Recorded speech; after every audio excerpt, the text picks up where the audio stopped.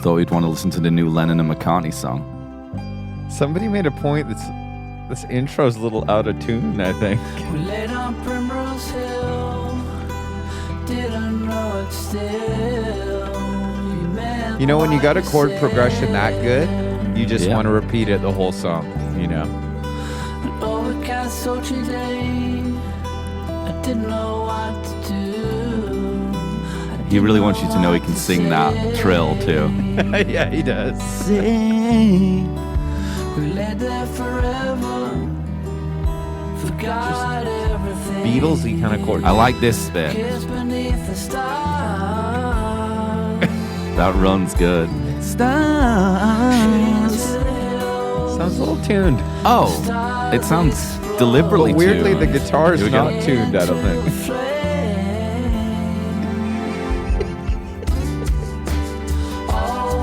Fuck yeah, this is the Sugar Ray bit.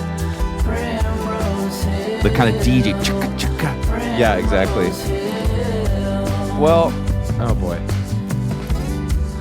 A lot to say about this. A lot to say.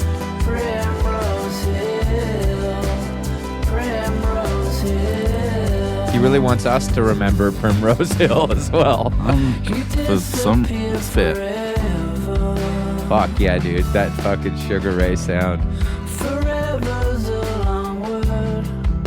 Forever's a long word. A long word. I thought he was going to say a long way would have been a better line, maybe.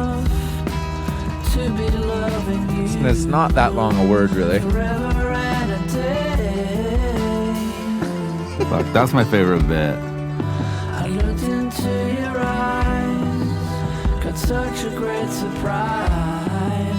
You take my breath away. Logic drummer. Yeah, it is Logic drummer for sure. You know who's playing that shaker? Yeah, let's get to that. Let's drop that bomb in a comedic way. Because I've got a really good story about that discovery.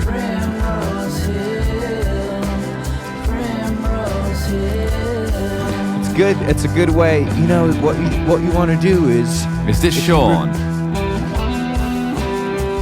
Through his Kemper. Probably. Through his He's the DI lead. Kemper. We know how he likes to play blues.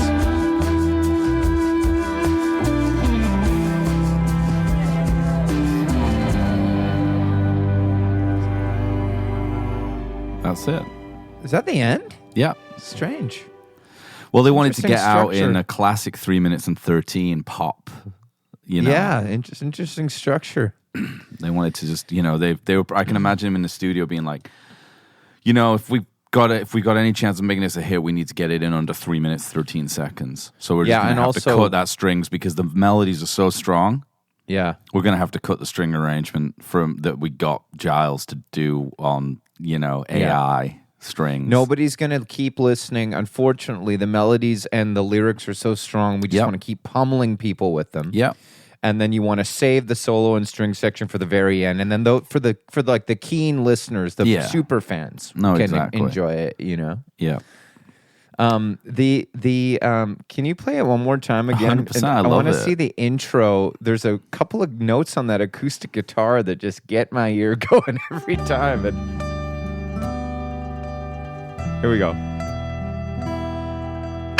Bit out. Right there. What is up with that one? Yeah, a little bit out. Yeah, but just interesting to commit so hard to tuning on a vocal. Well, I think it's an aesthetic choice. And I got one thing to say to you about this, James, and I think you'll. Can we listen again? 100. Sorry, no, what's up? No.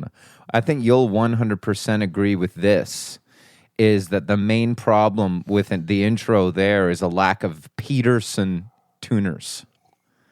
Oh, I forgot about them. Yeah. Maybe you just like to.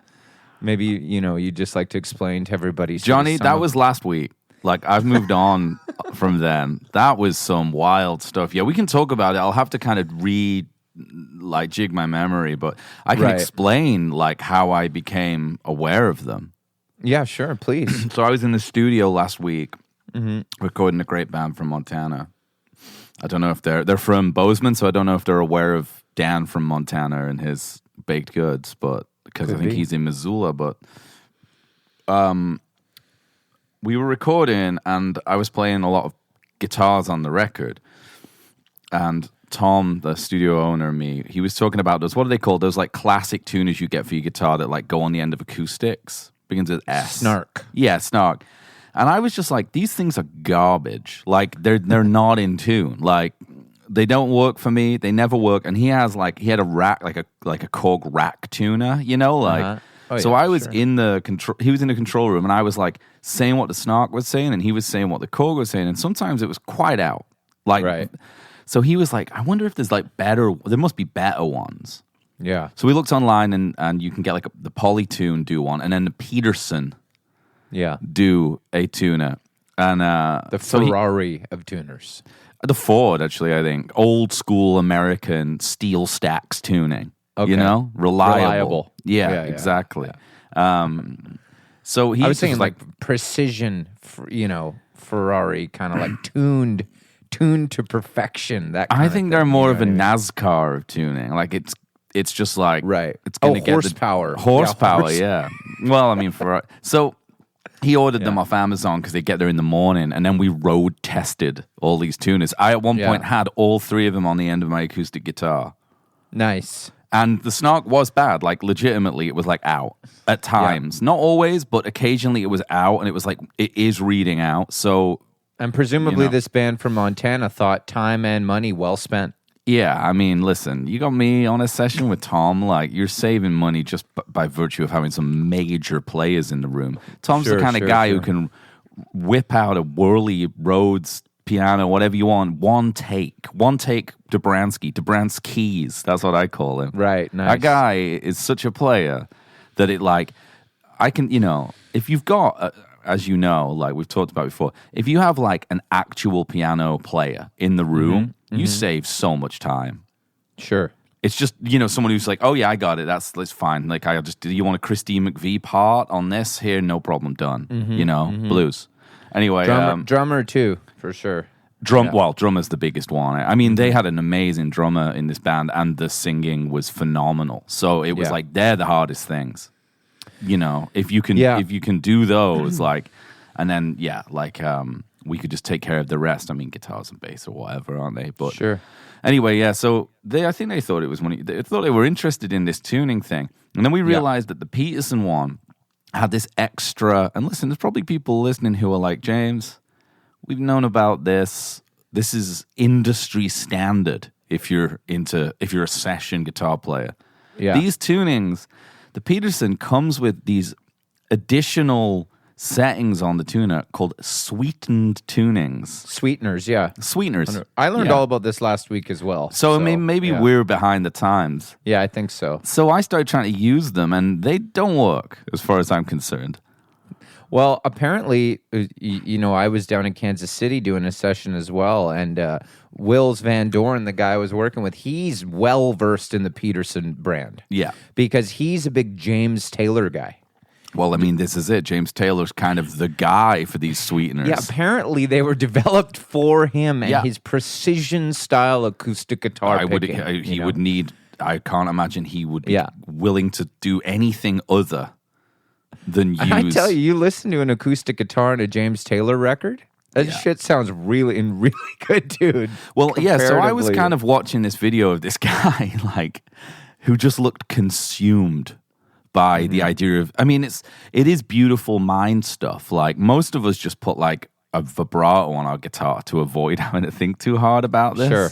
Yeah. This guy really had got to the point in this video, and I posted some stories about it. I'll maybe find it again, where he was trying to figure out, like, he got so into tuning that he couldn't hear tuning anymore. Like, he was like round the bend. He was like, I think it feels like this is more in tune than, but like he couldn't tell because he'd been listening too much to the tuning and forgetting about the guitar, like the space in between the notes and stuff. He did one that was really interesting, which he said was Richard Lloyd's trademarked sweetener. Wow.